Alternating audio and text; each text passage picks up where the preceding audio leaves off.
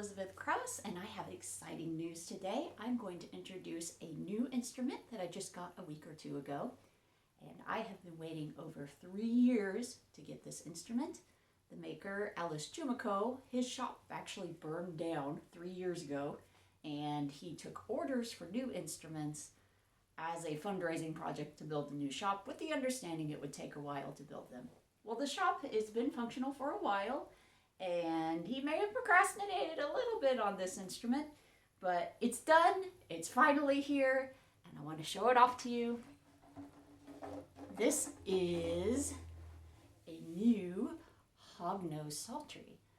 Very excited. This is actually a Western European medieval style instrument, and we do not have any surviving instruments like this from the Middle Ages. So there's some kind of experimentation. We have lots of artwork of these instruments, but no surviving instruments. So you kind of have to make up how you're going to build it. So there's some modernizations, but an absolutely lovely instrument that'll be wonderful for my medieval music. I'm very excited.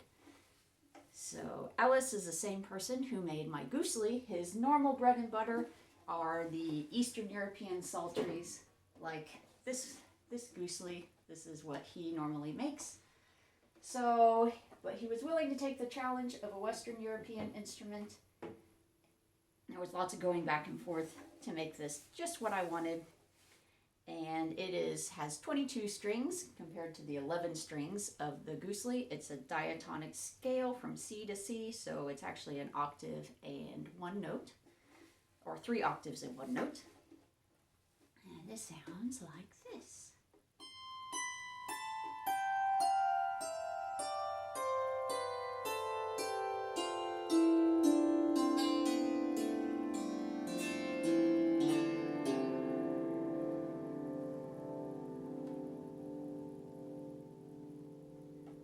Oh, that lovely sustain. Very beautiful. The instrument has a spruce soundboard, and the body, even though it is a darker colored wood, it is also spruce, it's just stained. And these insets, the body is all one piece construction, which is, again, we don't have surviving instruments like this, but most of the instruments we do have surviving from the Middle Ages are that body, that full body construction. So I think that's an easy, reasonable approximation of how this should have been made historically. But then kind of the modernization, it has piano tuning pins, and I believe the wood, either for the soundboard or the body, or maybe both, I'm not sure, came from an old antique piano, which is really cool. So the instrument's getting a second life as another instrument. And these insets that are kind of this medium colored wood are actually oak. And it's interesting because this is something that's common in modern Eastern European psalteries, is this lip that kind of covers the tuning pins here. And that's really good for both protecting the pins and also protecting your arms. So the idea was that I would initially play it like I play my other psaltery, except that it's actually really big, so I can't really reach the strings very easily. It was a little challenging on the other psaltery, but this one is, I think this is going to end up being a lap instrument, which is fine. It's actually easier and more comfortable to play it that way anyway. The other thing that surprised me when I first opened it is it's actually quite heavy.